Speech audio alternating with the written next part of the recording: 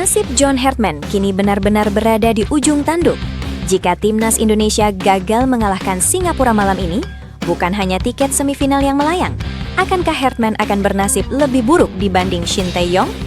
Sementara itu, Persebaya sukses menciptakan drama luar biasa di final Piala Presiden. Chelsea resmi mendapatkan bek baru. Dusan Vlahovic tolak Manchester United demi gabung Barcelona. Bintang muda Juventus siap jadi Paulo Dybala baru. Simak sampai selesai.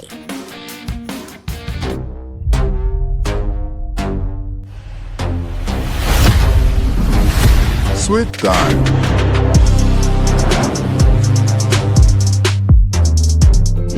Halo pecinta sepak bola Indonesia, selamat datang kembali di Sweet Time. Seperti biasa, kami telah merangkum berita sepak bola paling hangat hari ini, mulai dari Timnas Indonesia, Liga Indonesia, hingga kabar terbaru dari bursa transfer Eropa. Langsung saja kita mulai. Seluruh perhatian pecinta sepak bola Indonesia kini tertuju pada laga hidup mati melawan Singapura di pertandingan terakhir Grup A ASEAN Championship 2026. Pertandingan yang akan berlangsung di Stadion Jalan Besar itu menjadi penentu apakah Garuda mampu melangkah ke semifinal atau justru kembali mengakhiri perjalanan lebih cepat. Situasi ini membuat tekanan terhadap pelatih John Hartman semakin besar. Pasalnya, Indonesia datang ke turnamen kali ini dengan target tinggi. Berbeda dengan 2 tahun lalu ketika Shin Tae-yong membawa mayoritas pemain muda sebagai bagian dari regenerasi, kali ini Hartman dipercaya memimpin skuad yang jauh lebih matang. Sebagian besar pemain merupakan nama-nama berpengalaman dari kompetisi domestik. Meski belum diperkuat beberapa pemain abroad karena turnamen tidak masuk kalender FIFA Matchday, kualitas skuad Indonesia tetap dinilai jauh lebih kompetitif dibanding edisi sebelumnya. Namun, harapan besar tersebut belum mampu diwujudkan di lapangan. Kekalahan telak 3 gol tanpa balas dari Vietnam menjadi pukulan keras. Hasil itu membuat posisi Indonesia turun ke peringkat ketiga klasemen sementara. Kini, hanya ada satu jalan menuju semifinal. Garuda wajib mengalahkan Singapura. Hasil imbang maupun kekalahan otomatis membuat Indonesia tersingkir. Yang menarik, kondisi ini mulai memunculkan perbandingan dengan era Shin Tae-yong. Saat ASEAN Championship 2024, Indonesia memang gagal lolos dari fase grup. Namun ketika itu mayoritas pemain yang dibawa masih berusia di bawah 22 tahun, sehingga banyak pihak memaklumi proses regenerasi yang sedang berjalan. Kini, situasinya berbeda. Skuad lebih matang, ekspektasi publik jauh lebih tinggi. Karena itulah tekanan terhadap John Hartman menjadi berkali-kali lebih besar. Apabila Indonesia kembali gagal lolos dari fase grup untuk 2 edisi beruntun, tentu pertanyaan besar akan muncul mengenai arah perkembangan timnas Indonesia. Akankah Hartman mampu menjawab semua keraguan dengan kemenangan atas Singapura?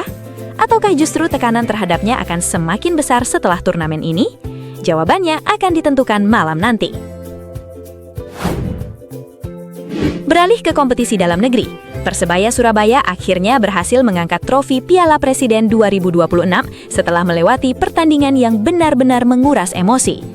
Menghadapi Persib Bandung di Stadion Kapten Iwayan Dipta, kedua tim langsung tampil menyerang sejak menit pertama. Persebaya membuka keunggulan melalui Ramadan Sananta pada menit ke-20. Namun keunggulan tersebut hanya bertahan 4 menit. Persib langsung membalas lewat Patricio Matricardi yang sukses memanfaatkan situasi bola mati. Skor 1-1 bertahan hingga waktu normal berakhir.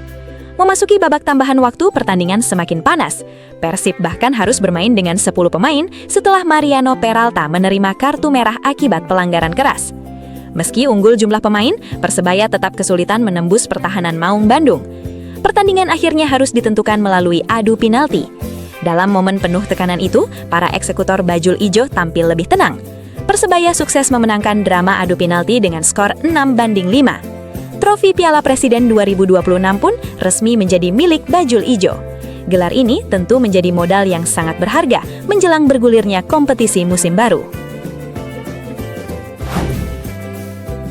Dari bursa transfer Eropa, Chelsea kembali membuat gebrakan.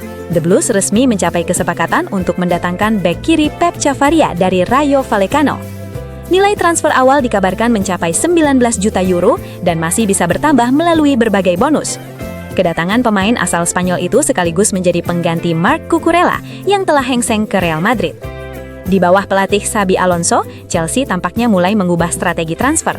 Jika sebelumnya identik dengan perekrutan pemain muda, kini mereka mulai menghadirkan pemain yang sudah matang secara pengalaman. Pep Chavarria sendiri tampil impresif sepanjang musim lalu. Selain memiliki kemampuan bertahan yang solid, dia juga dikenal rajin membantu serangan melalui umpan silang dari sisi kiri. Karakter tersebut dinilai cocok dengan gaya bermain yang sedang dibangun Xabi Alonso di Stamford Bridge. Pertanyaannya sekarang, mampukah Chavarria mengisi kekosongan yang ditinggalkan Cucurella? Ataukah Chelsea masih membutuhkan tambahan pemain lain sebelum kompetisi dimulai? Masa depan Dusan Vlahovic akhirnya mulai menemui titik terang. Namun kabar ini tampaknya bukan berita baik bagi Manchester United. Striker asal Serbia itu dikabarkan lebih memprioritaskan bergabung dengan Barcelona dibanding menerima pinangan setan merah. Sebelumnya, Manchester United sempat dikaitkan dengan Vlahovic sebagai tambahan kekuatan di lini depan. Namun menurut laporan media Spanyol, Barcelona menjadi destinasi impian Vlahovic. Bahkan penyerang berusia 26 tahun tersebut disebut rela menyesuaikan nilai gajinya demi bisa mengenakan seragam Blaugrana.